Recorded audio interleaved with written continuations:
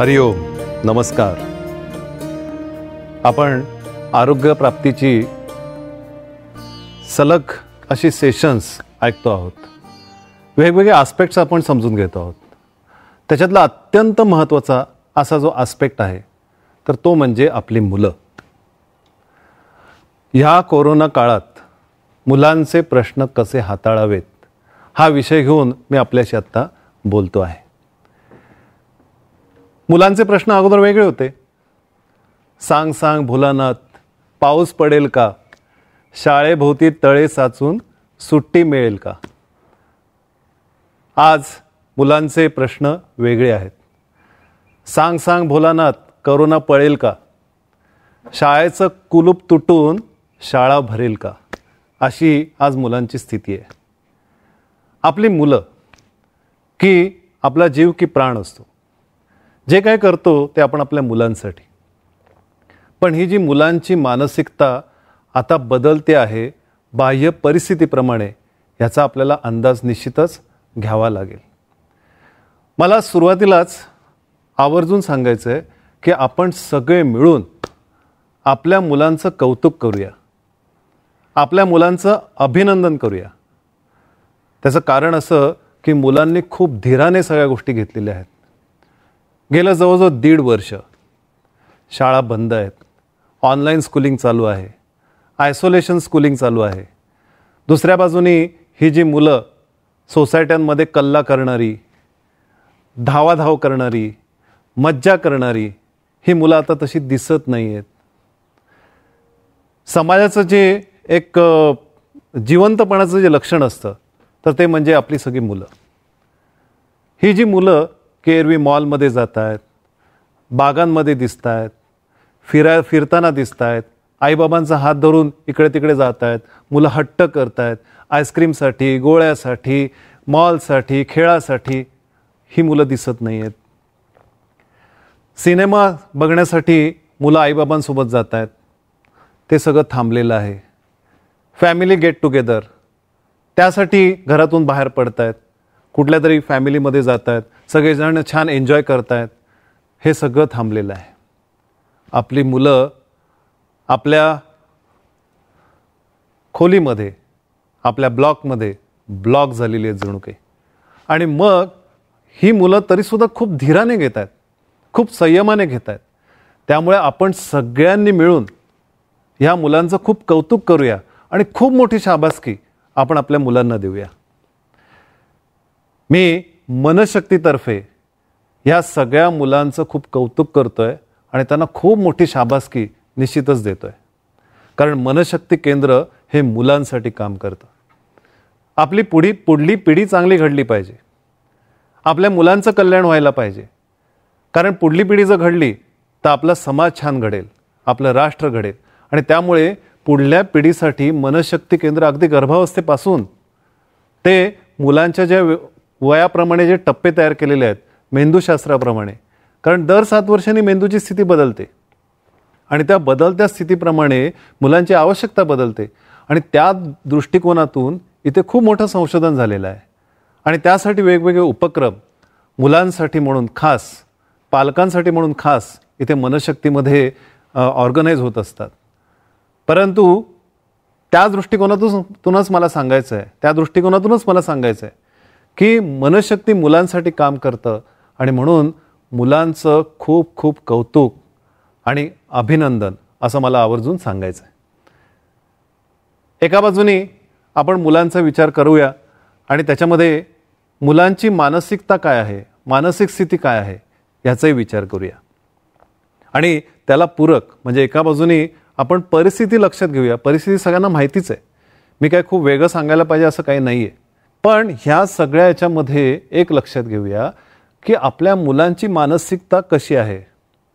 मुलांची मानसिक काळजी आपण घेऊया आणि ती पण पॉझिटिव्हिटी निर्माण करून आपण काळजी घेऊया.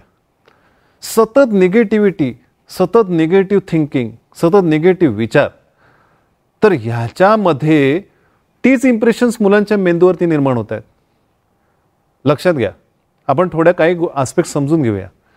मुलांचा जो सगळ्यात डेव्हलपिंग स्टेजचा जो कालावधी असतो की नाही, एकदम ज्याला क्रीम पिरियड म्हणतो, तो 21 वर्षापर्यंत, 14 वर्षापर्यंत, 7 वर्षापर्यंत, म्हणजे 1 ते 7, 0 ते 7 असं जर मुलांची मेंदूची स्थिती जर बघितली तर सगळ्यात चढा ग्राफ असतो, मेंदूच्या वाढीचा सगळ्यात चढा ग्राफ असतो. 8 ते 14 मध्ये मुलांचा मेंदूचा ग्राफही वरती जात असतो, पण 1 ते 7च्या मानाने कमी, आणि 14 ते 21 मध्ये अजून वरती जात असतो, पण 14 वर्षापर्यंतच्या मानाने थोडंसं कमी. तर अशा मेंदूच्या वाढीचा ग्राफ आहे, ज्याला आपण म्हणतो ना की माती ओली आहे, लिबलिबीत आहे, पाहिजे असा आकार देता येऊ शकेल अशी स्थिती आहे. असा 0 ते 7. 8 ते 14 मध्ये काय होतं, आकार आलेला आहे, त्याचं मडकं बनतंय, पसरट भांडं बनतं आहे, उभट सुरई बनते आहे, किंवा हत्ती बनतोय, घोडा बनतोय, उंट बनतंय, तर आकार आलेला आहे. पण माती अजून ओलसर आहे, अजूनही आकार बदलू शकतो अशी स्थिती आहे. पण 14 वर्षानंतर काय होतं, तो आकार एकदम सेट व्हायला लागतो, म्हणजे तो आकार जो आहे ती माती वाळत जाते आणि टुवर्ड्स 21 ती भाजली जाते. आता बदल होईल का? बदल होणार नाही. मग आता ज्याच्यामध्ये ज्याला आपण म्हणतो की प्लास्टिसिटी आहे ब्रेनची, 14 वर्षापर्यंत, 7 वर्षापर्यंत सगळ्यात जास्त, असा जो मुलांच्या आयुष्याचा अत्यंत महत्त्वाचा कालावधी आहे ना, की ज्याच्यामध्ये प्रत्येक क्षण महत्त्वाचा असतो, की ज्या वेळेला मुलांची शारीरिक, मानसिक, बौद्धिक, आत्मिक आणि सामाजिक या सर्व पातळ्यांवरती मुलांचा विकास होणं अपेक्षित असतं. आणि ह्या कालावधीमध्ये जे मुलांच्या मेंदूवरती इम्प्रेशन्स निर्माण होतात त्याप्रमाणे त्यांचं बिहेवियर असतं. आणि त्याच्यामुळे हा जो कालावधी आहे सगळ्यात महत्त्वाचा, हाच कालावधी जवळजवळ 1.5 ते 2 वर्षाचा आपण बंद दरवाजाच्या आत आपले मुलं अडकलेली आहेत अशी स्थिती निर्माण झाली दुर्दैवाने. पण याच्यावरती आपल्याला सोल्युशन काढता येईल, ते आपण काढायचं आहे. पण परिस्थिती लक्षात घेऊया. आणि त्याच्यामुळे हा जो महत्त्वाचा कालावधी आहे, तर त्या कालावधीमध्ये आपल्या मुलांना जे वेगवेगळे अनुभव मिळायला पाहिजेत, वेगवेगळ्या प्रकारचं ज्याला कॉग्निटिव्ह डेव्हलपमेंटच्या दृष्टिकोनातून होणाऱ्या ज्या काही गोष्टी आहेत त्या निर्माण करण्यासाठीच्या गोष्टी तिथे व्हायला पाहिजेत. कॉग्निटिव्ह डेव्हलपमेंटसाठी जे वेगवेगळे पूरक अशा गोष्टी व्हायला पाहिजेत, शिक्षण त्या पद्धतीचं व्हायला पाहिजे, ते सगळं मिसिंग होत आहे. तर त्यामुळे आपल्याला ह्याचा विचार करायला लागेल, त्या दृष्टिकोनातून काळजी घ्यायला लागेल. आणि दुर्दैवाने हा लॉकडाऊनमध्ये आपले मुलं त्याच्यामध्ये अडकलेली आहेत. आणि म्हणूनच आपल्याला ह्या सगळ्या आस्पेक्टचा विचार करून पुढे जायचं आहे. मग आपल्याला काय करता येईल, तर हा जो मुलांच्या मेंदूचा अतिशय सेन्सिटिव्ह कालावधी असतो, तर त्यावेळेला मुलांच्या मेंदूवरती जे इम्प्रेशन्स पडतात ना, त्याप्रमाणे त्यांचं बिहेवियर असतं, त्याप्रमाणे त्यांचे विचार असतात, त्याप्रमाणे त्यांच्या भावना असतात, त्याप्रमाणे ती मुलं पुढे वागणार असतात. त्यांचं भावविश्व जे आहे ना, ते आपल्याला त्याची काळजी खूप घ्यायला पाहिजे. आत्ता ह्या मुलांच्या मेंदूवरती कुठले ठसे उमटत आहेत? चिंतेचे, भयाचे, काहीतरी भयानक काहीतरी गोष्ट आहे त्याचे, किंवा अत्यंत ज्याला आपण म्हणतो असुरक्षिततेचे, असहाय्यतेचे, असे जर मुलांच्या मनावरती आणि मेंदूवरती ठसे उमटत असतील तर मुलांचं बिहेवियर तसंच असणार आहे पुढच्या कालावधीमध्ये. लक्षात ठेवा. नैराश्याचे जर ठसे आपल्या मुलांच्या मेंदूवरती असतील तर मुलांचं बिहेवियर तसंच असणार आहे. मुलं निराश, हताश, कुठल्याही प्रकारचे विजिगीषू इच्छा नसलेली अशी मुलं निर्माण करायचीत का आपल्याला? नाही करायचेत. त्यामुळे ह्याच्यावरती आपल्या सगळ्यावरती पर्याय काढायला लागतील आणि ते काढायचे आहेत आपण, आणि आपण काढणार आहोत. आम्ही तसे निर्माण केलेले. मला आणखीन एक माझ्या पालक मित्रांना सांगायचं आणि विचारायचं आहे की आपल्या भावनांचा परिणाम हा मुलांवरती सगळ्यात जास्त होतो. आमच्या जशा भावना असतात ना, त्याचा इम्पॅक्ट डायरेक्टली मुलांवरती झालेला असतो. आम्ही जर चिंतेत असू तर मुलं चिंतेत असतात, आम्ही भयग्रस्त असू तर मुलं भयग्रस्त असतात, आम्ही इमोशनली इनसिक्युअर असू तर मुलंसुद्धा इमोशनली इनसिक्युअर असतात. आणि ही जी इनसिक्युरिटी आहे ती मुलांमध्ये ट्रान्समिट व्हायला नको. मान्य, आजूबाजूची स्थिती बदललेली आहे, सामाजिक स्थिती बदललेली आहे, तुमचे जॉबचे प्रश्न निर्माण झालेले आहेत, बरोबर आहे. प्रश्न फक्त आपल्यालाच आहेत का? अख्ख्या जगाला पडलेले आहेत. मग आपण एवढी चिंता करण्याचं काय कारण आहे? मार्ग निघू शकतो आणि निघणार आहे. प्रत्येक संकटामधून काहीतरी संधी निर्माण होत असते. ती संधी आपल्याला शोधायला पाहिजे. ती संधी आपण शोधणार आहोत. मला खरं सांगा, घरामध्ये आपापसात बोलण्याचे विषय सध्या काय आहेत? कोणाचा जर फोन आला, कुठलाही विषय असला तरी शेवटी कुठल्या गोष्टीकडे वळतो आपला विषय? सध्या आकडे आहेत ना, हे अमुक अमुक एवढे आहेत, सध्या आहे ना अमुक अमुक झालेलं आहे. आणि मुलं ऐकताना सुद्धा हे सगळं ऐकतायत मुलं. मग अमुक अमुक ती व्यक्तीचं अमुक अमुक झालं, अगदी जवळची व्यक्ती होती, तिचं देहांतर झालं, ही मुलं सगळं ऐकतायत. आणि आपल्या मनात जी काही चिंता निर्माण होते तर त्याचा परिणाम मुलांवरती होतो हे आपल्याला लक्षात येत नाही. टी व्ही लावल्यानंतर आपण सतत न्यूज बघतो आहोत. कुठल्या बघतो आहोत? या सगळ्या न्यूज बघतो आहोत. त्यामुळे ही जी भयग्रस्ततेची, असुरक्षिततेची चा जो परिणाम आहे ना, तो मुलांवरती होतो हे आपण कृपया लक्षात घेतलं पाहिजे. आणि म्हणून उपायाचा भाग समजून घेत असताना आपल्याला एक लक्षात घेतलं पाहिजे की आपण हे विषय बंद करून टाकू. म्हणजे काळजी घ्यायला नको आहे का? काळजी घ्यायला पाहिजे. पण आवाजवी आपण सतत बोलत राहत असू, तशाच न्यूज बघत राहत असू, सतत तशाच प्रकारची चर्चा होत असेल, कोणाचा फोन आला तरी आपण त्याच विषयाकडे पुन्हा वळत असू, आणि हे सगळं मुलं ऑब्झर्व करतात आणि ऐकतायत. कारण तुमची मुलं तुमच्या आजूबाजूलाच आहेत, तुम्हाला ऑब्झर्व करतायत. तर त्याच्यामुळे ह्याचा इम्पॅक्ट आपल्या मुलांवरती होतो आहे, अगदी आपल्या तरुण मुलांवरती सुद्धा होतो आहे, हे आपण लक्षात घ्या. आणि म्हणून एक मुद्दा लक्षात घेऊया मानसशास्त्राप्रमाणे, की ज्या वेळेला 3 व्यक्ती एकत्रित बसतात ना, 4 व्यक्ती एकत्रित बसतात, एकाची भावना जर निगेटिव्ह असेल, चिंतेची असेल, नैराश्याची असेल, तर पुढल्या 3 मिनिटात ती ट्रान्समिट होते. लक्षात घ्या की ज्याला आपण म्हणतो की भय हे संसर्गजन्य आहे. कोरोना संसर्गजन्य आहे का? हो आहे. पण त्याच्यापेक्षाही इमोशन्स हा जास्त संसर्गजन्य आहेत. आणि त्यामुळे निगेटिव्हिटीचा संसर्ग निर्माण करण्याच्या ऐवजी पॉझिटिव्हिटीचा संसर्ग निर्माण करूया आणि त्याच्यातून मार्ग काढूया. आणि तीच ही जी काही भूमिका आहे ना, मुलांना आपण दृष्टिकोन द्यायला पाहिजे. एखादं संकट आल्यानंतर त्याच्याकडे कसं बघायचं, त्याच्यावरती मात कशी करायची, याची अतिशय उत्कृष्ट संधी पालकांना आत्ता मिळालेली आहे.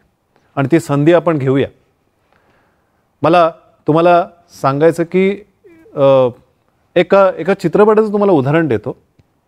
फार सुंदर चित्रपट आहे, तुम्ही बघा. Life is beautiful. पहिल्या किंवा दुसऱ्या महायुद्धातला हा प्रसंग आहे. आणि ते कपल असतं, एक छोटा मुलगा असतो आणि त्यांना पकडलं जातं. इटलीमधले असतात. तर जर्मनी आक्रमण करते आणि त्याच्यामध्ये त्यांना पकडलं जातं आणि त्यांना कॅम्पमध्ये घेतलं जातं. तुम्हाला माहिती आहे की ते सगळं. तर तुम्ही तो चित्रपट बघितला असेल तर तुम्हाला आठवेल. आणि मग तिथे गेल्यानंतर त्या लेडीजची व्यवस्था दुसरीकडे असते, जेंट्सची व्यवस्था दुसरीकडे असते. त्या मुलाला ते घेऊन जातात, तो मुलाला लपवत असतात. पण हे जे वडील असतात ना, अतिशय मुलावरती प्रेम असतं. आणि संपूर्ण कालावधीमध्ये त्यांचा जो ते गॅस चेंबर पण असतात, तिथे पण मुलांना आणि वृद्धांना टाकलं जात असतं. त्याच्यातून तो कसं वाचवतो. आणि हे सगळं करत असताना तो की त्या मुलापर्यंत ही निगेटिव्ह भावना पोचूच देत नाही. तो काय सांगत असतो माहिती आहे का, की बेटा हे सगळं जे काही चालू आहे ना, हा एक गेम आहे आणि ह्या गेममध्ये आपल्याला 1000 पॉईंट्स मिळवायचे आहेत. आणि 1000 पॉईंट्स मिळाल्यानंतर काय होणार आहे माहिती आहे, तुला आहे ना त्या रणगाड्यामध्ये बसवलं जाणार आहे. जो हा गेम जिंकेल त्याला रणगाड्यात बसवलं जाणार आहे. आणि चक्क छोटे छोटे प्रसंग तो त्या मुलाला लपवून ठेवतो. तो कामाला जातो. मग तिथे राहण्याची व्यवस्था कशी असते, अत्यंत कोंदट. एकावर एक असे लाकडी हे असतात, त्याच्यावरती तो मुलगा झोपलेला असतो. आणि मग ह्या सगळ्याच्यामध्ये मुलगा घाबरत असतो. त्याला तो सांगत असतो की बेटा आज आपण हे केलं ना त्याचे आपल्याला एवढे पॉईंट्स, आज आपण अमुक अमुक केलं ना त्याचे एवढे पॉईंट्स.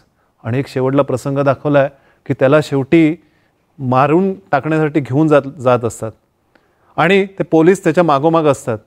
तर तो मुलगा एका फटीतून बघत असतो. तो जात असताना त्याच्या लक्षात येतं की मुलगा तिकडनं बघणार आहे, बघतोय. तर तो अतिशय कॉमेडी ॲक्टिंग करत असे मोठे मोठे पाय टाकत अतिशय कॉमेडी ॲक्टिंग करत तो जातो की बघ आता ह्याच्यातून आपल्याला किती पॉईंट्स मिळणार आहेत.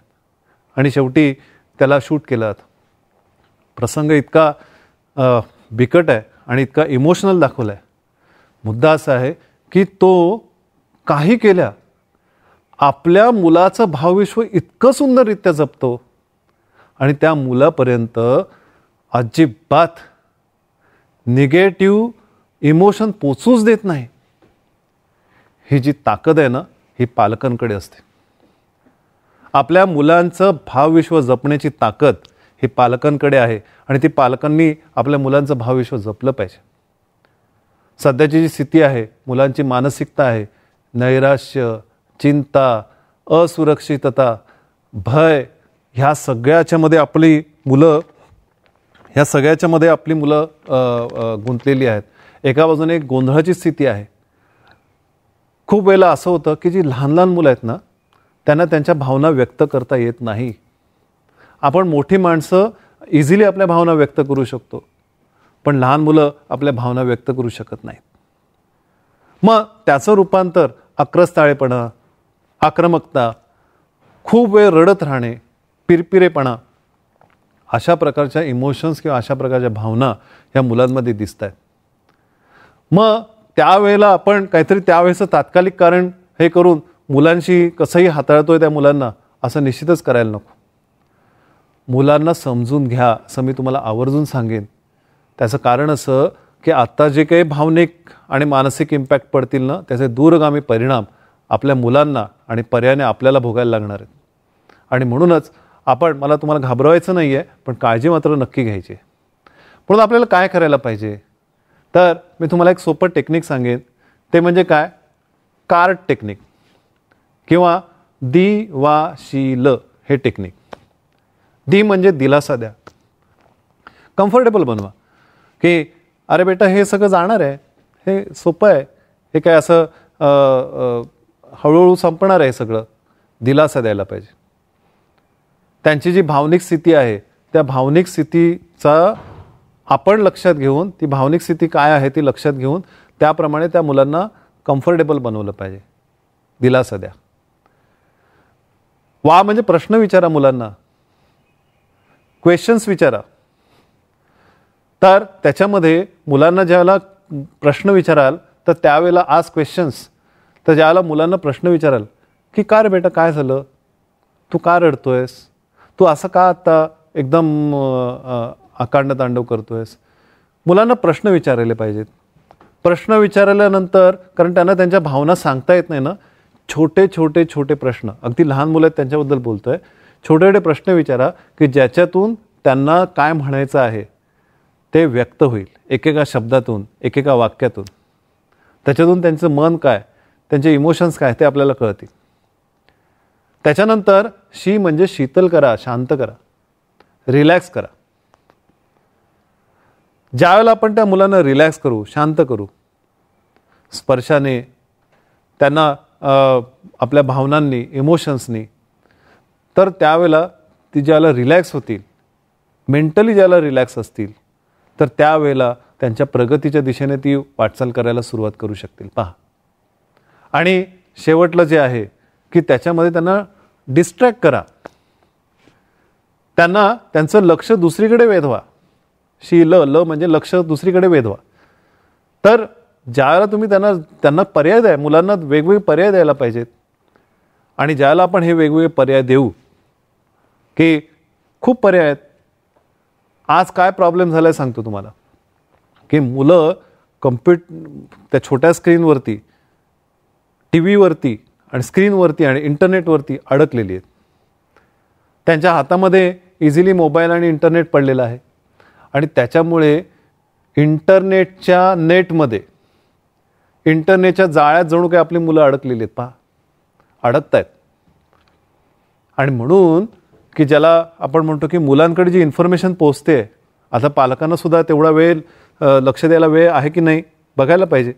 आणि मग ही जी अडकलेली मुलं आहेत की जसं अनफिल्टर्ड इन्फॉर्मेशन मुलांपर्यंत पोहोचते, सेक्शुअली अनफिल्टर्ड अशी इन्फॉर्मेशन, व्हिडिओज, इमेजेस हे मुलांपर्यंत जात आहेत, इनप्रॉपर इन्फॉर्मेशन त्या मुलांपर्यंत पोहोचते आणि त्याचे इम्पॅक्ट अजून वेगळेच असणार आहेत.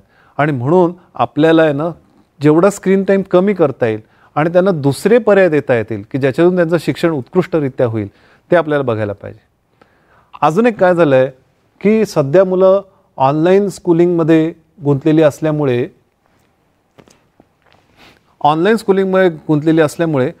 पालकांना असं वाटतं की अरे आता आमच्या मुलांच्या शिक्षणाचं काय होणार, का आपण एवढी काळजी करतोय शिक्षणाची. मला त्या दिवशी तर गंमतच वाटली. आम्ही एक नवीन प्रोग्राम सुरू केला आहे, चिंटम पिंटम धमाल, त्याच्याबद्दल मी सांगतो तुम्हाला. तर त्याच्यामध्ये आम्ही हे सगळे पर्याय निर्माण केलेत मुलांसाठी. तर त्या दिवशी ते सांगत होते की मला त्याच्यात इंटरेस्ट असला तरी सुद्धा मी सबस्क्राईब करू शकत नाही, त्याच्यामध्ये येऊ शकत नाही. का? कारण बघा का किती वर्षाचा मुलगा आहे, 9 वर्षाचा. ते सांगत होते की सकाळी 7:30-8 वाजल्यापासून ऑनलाईन स्कूल सुरू होतं, ते 12:30-1 पर्यंत. ते झाल्यानंतर जेवण वगैरे झालं की त्याचा क्लास असतो आणि सगळं क्लास वगैरे सगळं होईपर्यंत 4, 4:30, 5 होतात. आता मला सांगा 9 वर्षाच्या मुलासाठी त्याला आपण एवढं गुंतवणार आहोत ह्या अभ्यास आणि ह्या सगळ्या गोष्टीमध्ये. लक्षात घेतलं पाहिजे की ह्या सगळ्याच्यामध्ये आपल्याला आपली शिक्षणाच्या संकल्पनाच विस्कटलेल्या आहेत. आपल्या शिक्षणाच्या संकल्पनाच आपल्या शिक्षणाच्या संकल्पनाच काहीतरी विचित्र झालेत की काय. आपण जे मुलांना शिक्षण देतो आहोत ते जीवनविषयक शिक्षण देतोय का? नाही. आपण आपल्या मुलांना फक्त उपजीविकेचं शिक्षण देतोय. उत्कृष्ट उपजीविका मिळावी त्यासाठीचं शिक्षण देतोय. जीवनविषयक शिक्षण याचा अर्थच मुळे आतून फुलणे आहे. शिक्षण याचा अर्थ आतून आनंद निर्माण करणे आहे. सर्वंकष विकास होणे हा शिक्षणाचा अर्थ आहे. आणि ज्यावेळेला आपण शिकत असतो तर त्यावेळेला आनंद निर्माण होत असतो. हा आनंद निर्माण होतो आहे का? मी तुम्हाला सांगेन, ज्या वेळेला कुठलीही ॲक्टिव्हिटी करताना, काहीही करताना जर मुलांच्या मनात जर आनंद निर्माण झाला तरच ते शिक्षण आहे, नाहीतर ते शिक्षण नाही. नाहीतर ती फक्त घोकंपट्टी किंवा आपण केलेली जबरदस्ती एवढंच आहे. आणि म्हणून आपल्याला हा आस्पेक्ट लक्षात घेतला पाहिजे. आणि म्हणून आपण मुलांना ही संधी घेऊया. कित्येक वेळेला पालक म्हणायचे की आम्हाला मुलांना द्यायला वेळच नाही, पण आता तुमच्यासोबत मुलं आहेत तर आपण आपल्या मुलांना क्वालिटी टाईम देऊया. मुलांना छान समजून घेऊया. त्यांना एक टोटॅलिटीमध्ये त्यांचा विकास कसा होईल ते आपण बघूया. सर्व पातळ्यांवरती विकसित कशी होतील ते आपण बघूया. आणि बॉन्डिंग उत्कृष्ट कसं होईल, पालकत्वाचं सक्सेस कशात आहे, तर मुलं आणि पालक यांच्यामध्ये उत्कृष्ट बॉन्डिंग आहे, त्याच वेळेला त्याच्यातला सक्सेस आहे हे आपण लक्षात घ्यायला पाहिजे. आणि म्हणून हे बॉन्डिंग कसं उत्कृष्ट होईल ते आपण बघूया. तर हे कोरोना जे आहे ते संकट नसून संधी आहे, अशा पद्धतीने आपण त्याच्याकडे बघूया. ही संधी कसली आहे, तर आपला आणि मुलांचा बंध म्हणजे बॉन्डिंग उत्कृष्ट करण्यासाठीची संधी आहे. दुसरी कसली संधी आहे, तर आपल्या मुलांचं आरोग्य सुधारण्याची संधी आहे. तिसरं, आपल्या मुलांचा सर्वांगीण विकास साधण्याची संधी आहे. फक्त एककल्ली बनवायला नको, फक्त अभ्यासिके अभ्यास असं बनवायला नको, सर्वांगीण विकास व्हायला पाहिजे. तो सर्वांगीण विकास साधण्याची संधी ही पालकांकडे आहे. पालकांना मुलांना क्वालिटी टाईम देण्याची संधी आहे. क्वालिटी टाईम म्हणजे असा की तुमचा प्रेझेन्स हा मुलांमध्ये व्हॅल्यू ॲडिशन करणारा असायला पाहिजे. तुमचा प्रेझेन्स हा मुलांमध्ये काहीतरी गुणात्मक, भावनात्मक, बौद्धिक, आत्मिक, सामाजिक विकास साधणारा असा असायला पाहिजे. आणि ते करण्याची संधी आत्ता पालकांना आहे. त्यामुळे ही संधी आपण घेऊया. त्या दिवशी ते एक पालक म्हणायला लागले, असंच एक कुठला तरी वर्ग चालू होता आमचा, आणि त्यावेळेला ते म्हणाले की सर पहिल्यांदा जरा छान वाटलं की लॉकडाऊन आहे, आम्ही वर्क फ्रॉम होम आहे, आमची मुलंसुद्धा खूप खुश होती. पहिला महिनाभर कसाबसा झाला, पण त्याच्यानंतर काय कळेना की ह्या मुलांना हाताळायचं कसं. पहिल्यांदा असं वाटतं की अरे आपल्या मुलांना वेळ देता येत नाही, आता वेळ देता येतोय. तर आता अशी स्थिती आहे की मुलांना कसं हाताळावं तेच कळत नाही. त्यांना काय द्यावं, काय करावं. तुम्ही म्हणता असं क्वालिटी टाईम द्यावा, पण नक्की काय करावं त्यासाठी. तर मी म्हटलं अहो खूप काही काय करता येईल, खूप गोष्टी करता येतील, मुलं खूप आनंदी होतील. मग त्याच्यातूनच नंतर आम्ही ही चिंटम पिंटम धमाल हे कॉन्सेप्ट सुरू केली. मग काय करता येईल तर लक्षात घ्या, पहिली गोष्ट म्हणजे आपल्या मुलांना भरपूर पुस्तकं आणून द्या. पुस्तकं ऐकण्याची, म्हणजे ऑडिओ फॉर्ममध्ये पण आहेत पुस्तकं आता, ऐकण्याची, वाचण्याची सवय लावूया. आपण पहिल्यांदा छोटासा भाग वाचून दाखवूया आणि मग मुलांना इंटरेस्ट जनरेट झाला की ह्याच्या पुढली गोष्ट आता तू वाच. वाचनाची सवय पहिली गोष्ट. मग ती आपल्याला पण कदाचित लावायला लागेल, मग ती मुलांपर्यंत पोचेल. बघा का, T V, laptop, screen time हे सगळं कमी होऊ शकतं. खूप इंटरेस्टिंग तुम्हाला तुमचं घरच एखादं छान विद्यालय असल्यासारखं, मोठी युनिव्हर्सिटी असल्यासारखं असं निर्माण करता येईल. पहा, मग दुसरं काय करता येऊ शकेल तर त्याच्यामध्ये घरगुती वेगवेगळे खेळ आहेत, छोटे छोटे खेळ आहेत, अगदी सापशिडीपासून फुले गोळ्यापासून असे छोटे खेळसुद्धा, लुडोसारखं चालेल ना, पण सगळे फॅमिली एकत्रित खेळत आहेत, मजा येईल मुलांना. ते जे बॉन्डिंग निर्माण होतं ना त्याच्यातून छान होईल. मग चित्रकला आहे, हस्तकला आहे, वेगवेगळं मातीकाम आहे, रंगांचं काम आहे, ते करता येईल. त्या दिवशी एक जण सांगत होते, सर अजून काय करू. अहो घरात भिंती आहेत की, त्या भिंती रंगवा. मुलांना पण कळेल कशा भिंती रंगवायच्या, त्याच्यावरती छान चित्र काढा. अरे वा, खूप छान, मजा आली की. तर तसं आपल्याला करता येईल. बघा, तुमची क्रिएटिव्हिटी तुम्हाला वापरता येईल. मुलांना क्रिएटिव्ह बनवा. आपण काय करतोय, फक्त डाळमेंदूची बनवतो आपल्या मुलांना. आपल्या स्कूलिंगमध्ये स्कूलिंगशी संबंधित जे सब्जेक्ट आहेत सगळे लेफ्ट ब्रेनशी रिलेटेड आहेत. राईट ब्रेनशी रिलेटेड आपण सब्जेक्ट्सच घेत नाही. उजव्या मेंदूमध्ये कला आहे, छंद आहे, क्रिएटिव्हिटी आहे, इमोशनल डेव्हलपमेंट आहे, स्पिरिच्युअल डेव्हलपमेंट आहे, सगळं उजव्या मेंदूशी संबंधित आहे. त्याच्याकडे आपण लक्षच देत नाही. आणि ज्यांचा उजवा मेंदू प्रगळ असतो अशी माणसं जगात मिरॅकल करतात, लक्षात घ्या. आणि म्हणून त्याच्याकडे लक्ष देऊया. त्याच्यानंतर पाठांतरासारखा भाग आहे, पाठांतर करून घेऊया. अथर्वशीर्ष, रामरक्षा, मारुती स्तोत्र, गणपती स्तोत्र, पुरुष सूक्त, श्री सूक्त, पसायदान, कितीतरी गोष्टी पाठांतर करून घेऊया. आता आम्ही जो चिंटम पिंटम धमाल जो प्रोग्राम आहे त्याच्यामध्ये खास पाठांतर हा एक भाग ठेवलेला आहे. त्या दिवशी ते एक पालक सांगायला लागले, सर इतकी धमाल येते, इतकी मजा येते ना. 30च मिनटं तुम्ही दिली आहेत, पण ते 30 मिनटं इतके पुरून उरत आहेत.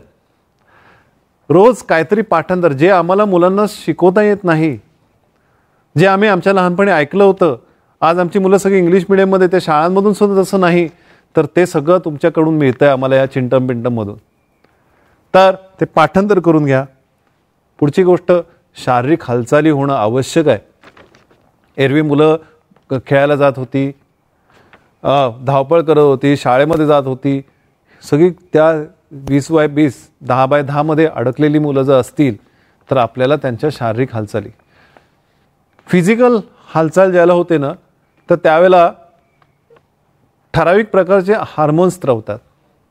ज्याला फिजिकल हालचाली होते, म्हणजे खेळ असेल, व्यायाम असेल, मुलं धुडगूस घालतात, हे सगळं जे काय आहे ना, त्या फिजिकल हालचालीमुळे एन्डॉर्फिन नावाचं जे हार्मोन आहे ते स्त्रवतं. आणि त्याचं काम काय माहिती आहे का, त्याच्यामुळे it's a natural pain killer.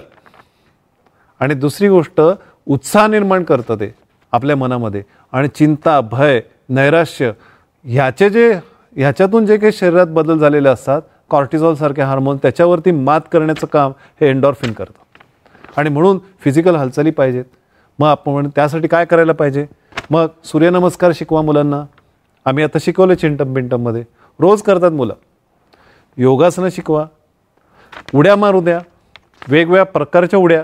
आम्ही आत्ता तर किती प्रकारच्या उड्या घेतल्या, इतकी धमाल करतात मुलं त्या सगळ्याच्यामध्ये. 15, 20, 25 फक्त प्राण्यांच्याच उड्या, नंतर अजून वेगवेगळ्या प्रकारच्या उड्या, असं करत 40-50 प्रकारच्या उड्या शिकवल्या. ते आपण करूया. त्याच्यानंतर मुलांची बौद्धिक काळजी घ्या. म्हणजे कसं, वेगवेगळी कोडी आहेत, त्याच्यानंतर वेगवेगळ्या प्रकारचे चॅलेंजेस आहेत मुलांना बौद्धिक, ते मुलांना आपण देऊया. ब्रेन गेम्ससारखे काही गोष्टी आहेत. आम्ही आता या चिंटम पिंटममध्ये आम्ही ते ब्रेन गेम्स घेतलेले आहेत. डोकॅलिटी नावाचा एक सेक्शनच ठेवलेला आहे. तर त्याच्यामध्ये ह्या सगळ्या ज्या काय ॲक्टिव्हिटीज आहेत तर ते आपल्याला घेता येतील. मुलांना वेगवेगळे प्रोजेक्ट्स द्या. सगळ्या किल्ल्यांची माहिती गोळा कर बरं.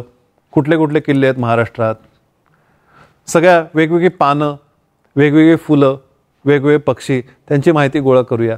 कितीतरी प्रोजेक्ट्स आहेत. आम्ही मुलांना वेगवेगळे प्रोजेक्ट्स देतो आत्ता बरं का. हे चिंटम पिंटम सांगतो मी त्याच्याबद्दल सविस्तर नंतर.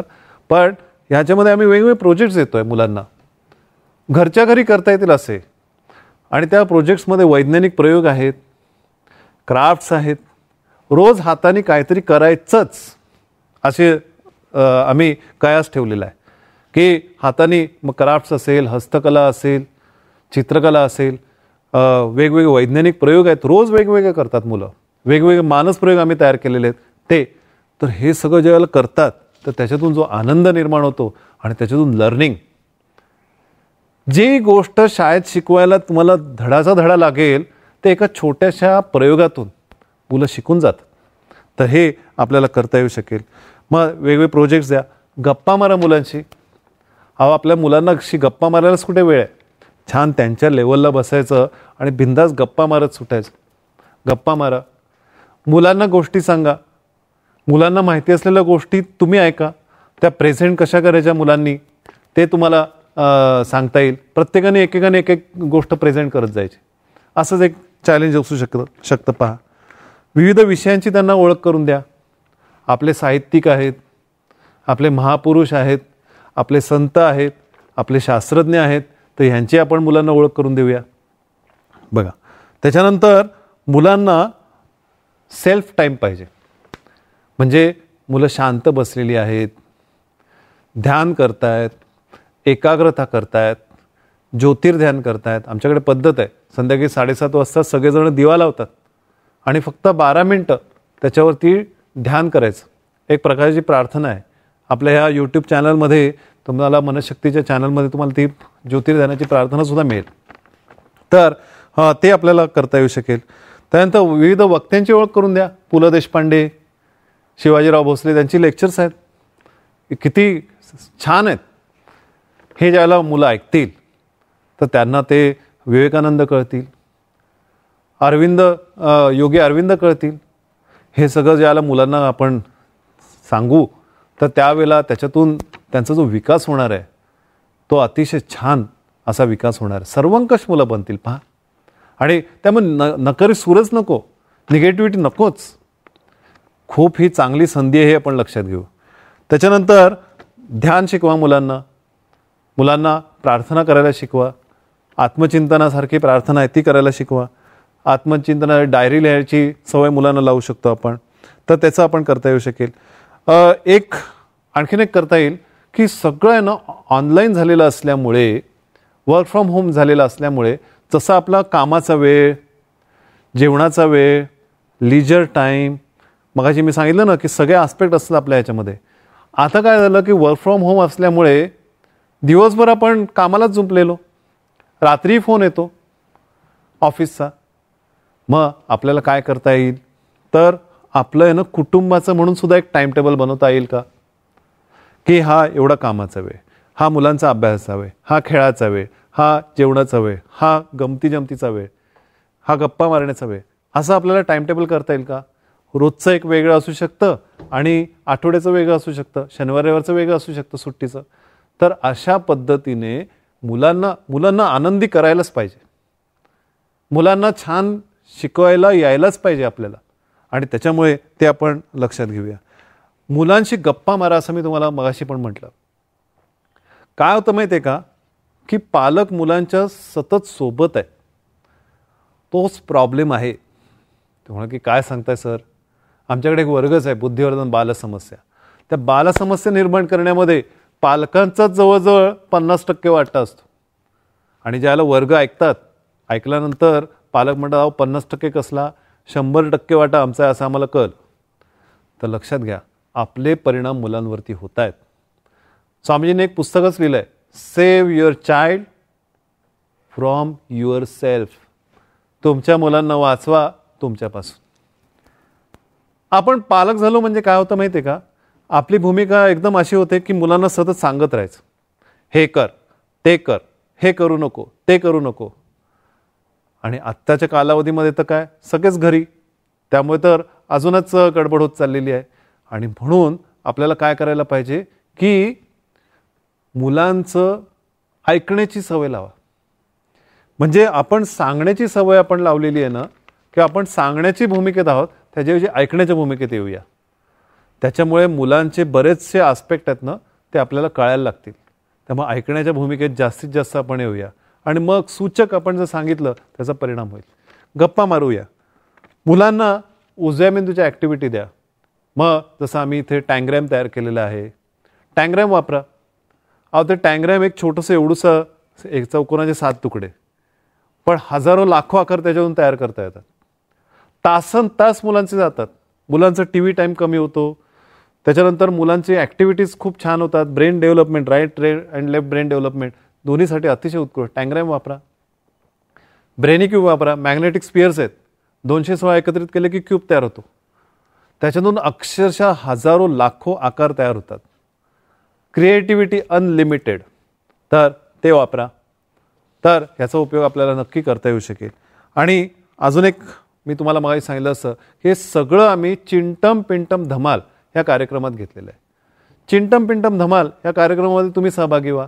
अगदी सोपं मी सांगतो.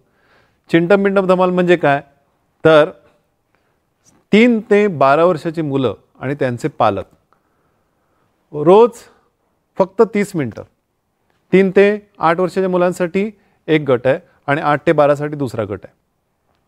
मग रोज 30 मिनिटं. मग रोज एक नवीन गुण घेतलेला असतो. मग त्याला आम्ही म्हणतो आजचं टॉनिक. मग स्वावलंबन आहे, शिस्त आहे, शिस्त हे टॉनिक आहे, सत्य हे टॉनिक आहे, खोटं बोलायचं नाही हे टॉनिक आहे, त्याच्यानंतर आईबाबांना मदत करायची हे टॉनिक आहे, कृतज्ञता आहे, सातत्य आहे, निश्चय आहे, हे सगळं टॉनिक. तर ते मुलांना सांगितलेलं असतं. मग त्याच्यानंतर गाणी असतात त्याच्यामध्ये वेगवेगळी. मुलं गाणी म्हणतात, गोष्टी ऐकतात, ॲक्शन सॉन्ग करतात. तर हे सगळं त्याच्यामध्ये दिलेलं आहे. ओके. त्याच्यानंतर गोष्टी आहेत वेगवेगळ्या. मग वेगवेगळ्या महापुरुषांच्या असतील, शास्त्रज्ञांच्या असतील, छोट्या छोट्या अगदी इंटरॅक्टिव्ह प्राण्यांच्या गोष्टी आहेत. हरकून जातात मुलं. मग त्याच्यानंतर ती आणखीन एक काय केलेलं आहे, रोज पाठांतर ठेवलेलं आहे. मग लहान मुलांसाठी आम्ही मनाचे श्लोक घेतलेला आहे. ही जी मोठी मुलं आहेत त्यांच्यासाठी अथर्वशीर्ष आहे, रामरक्षा आहे, मारुती स्तोत्र आहे, गणपती स्तोत्र असणार आहे. तर अशा भरपूर गोष्टी आम्ही त्याच्यात घेतलेल्या आहेत. वेगवेगळी सुभाषितं घेतलेली आहेत की जे मुलांचं पाठांतर व्हायला पाहिजे. पाठांतरामुळे मुलांच्या मेंदूची क्षमता वाढते. ते पाठांतर ठेवलेलं आहे. त्याच्यानंतर याच्यामध्ये क्राफ्ट्स आहेत. उजव्या मेंदूला स्टिम्युलेट करणाऱ्या ॲक्टिव्हिटीज दिलेल्या आहेत. मग क्राफ्ट्स आहेत, चित्रकला आहे, ओरिगामी आहे, त्याच्यानंतर हस्तकलेचे वेगवेगळे प्रकार आहेत, स्टोन पेंटिंगसारखा पण प्रकार आहे. खूप वेगवेगळे प्रकार घेतलेले आहेत. ब्लो पेंटिंग आहे, खूप वेगवेगळे प्रकार आहेत. तर ते क्राफ्ट्स आहेत, चित्रकला आहे. त्याच्यानंतर वैज्ञानिक प्रयोग मी सांगितलं तसे वैज्ञानिक प्रयोग घेतलेले आहेत. चला वैज्ञानिक बनवूया म्हणून आम्ही तो एक सेगमेंट ठेवलेला आहे. पपेट शो ठेवलेला आहे. आम्ही मुलांना पपेट बनवायला पण शिकवतो आहोत. पहा, तर ते पपेट शो आहे. त्याच्यानंतर याच्यामध्ये मानस प्रयोग असा एक वेगळाच आस्पेक्ट घेतलेला आहे की मुलांच्या ज्या ॲबिलिटीज असतात, कॉग्नेटिव्ह डेव्हलपमेंट, कॉन्सन्ट्रेशन, ॲलर्टनेस, स्टडीनेस, त्याच्यानंतर mental flexibility, creativity, holistic thinking, अशा वेगवेगळ्या गोष्टींना स्टिम्युलेट करणारे असे खास मानस प्रयोग आपण तयार केलेले आहेत. आणि ह्या मानस प्रयोगाच्या माध्यमातून मुलांचं ते आस्पेक्ट डेव्हलप व्हायला मदत होत असते. पहा, तर तसं आपण ठेवलेलं आहे. त्या व्यतिरिक्त निसर्गायण म्हणून एक सेगमेंट ठेवलं आहे की निसर्गामधले आम्ही वेगवेगळे पक्षी, प्राणी, वेगवेगळ्या प्रकारची झाडं ह्याची ओळख करून देतोय. मग मुलांना आम्ही घरामध्ये झाडं लावायला शिकवली, बर्ड फीडर शिकवला, पक्ष्यांची ओळख करून दिली. पहा, इतकी मुलं खुश आहेत ना, इतकी खुश आहेत. आज जवळजवळ 20,000 लोक याचा फायदा घेत आहेत. 20,000 लोक. विचार करून बघा, तुम्ही सुद्धा सहभागी व्हा याच्यामध्ये. इतका जबरदस्त इम्पॅक्ट आहे. 3 महिन्याचा प्रोग्राम आहे आणि तो पुढेही कदाचित वाढेल. पण ह्या सगळ्या याच्यामध्ये आणि तुम्ही कधीही येऊ शकता. तुम्ही आज आलात, आजपासून पुढे 3 महिने, पाहिजे असेल तर 1 महिना, पाहिजे असेल तर 3 महिने, तुम्हाला जो प्लॅन घ्यायचा असेल तो घ्यायचा. आणि मग ह्याच्यामध्ये आम्ही वेगवेगळ्या ॲक्टिव्हिटी शीट्स ठेवलेल्या आहेत. रोज ते डाउनलोड करतात आणि त्या ॲक्टिव्हिटी शीट्स ते पण त्याचं आउटकम ब्रेन डेव्हलपमेंटशी संबंधित, मानसिक विकासाशी संबंधित, मनाच्या विकासाशी संबंधित असं त्याचं आउटकम आहे. तर ते त्याच्यात ठेवलेलं आहे. तर ह्या सगळ्या आस्पेक्ट लक्षात घेऊन ते चिंटम पिंटम धमाल अतिशय छान, त्याचं टायटल सॉन्ग पण छान झालेलं आहे. तर मुलं खूप एन्जॉय करत आहेत. तर ह्या पद्धतीने आपण आपल्या मुलांना, थोडक्यात एकच उद्देश आहे आपला, की मुलांना आनंदी करूया, मुलांचा सर्वांगीण विकास साधूया.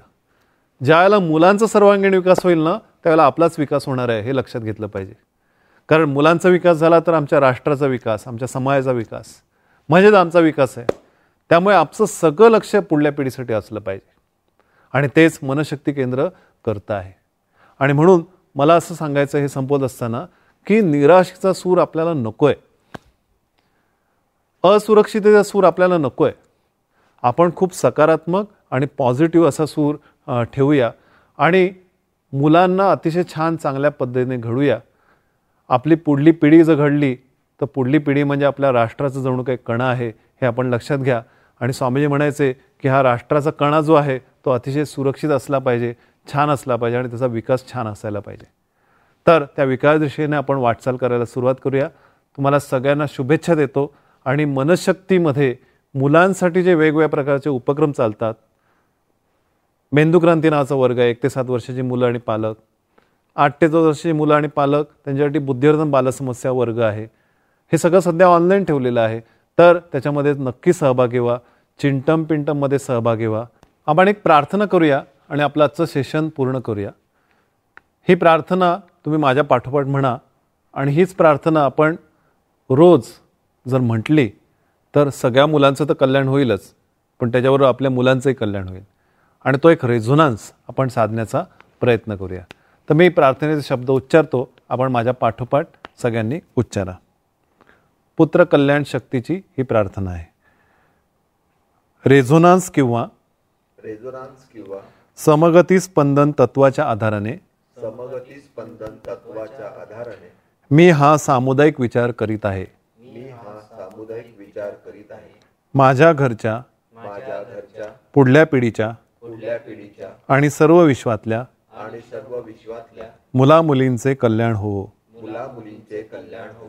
त्यासाठी त्यांचे वर्तन सुधारो. सर्व समाज सुखी हो. या बाबतीतल्या योजनाबद्ध प्रयत्नांना माझी साथ राहील.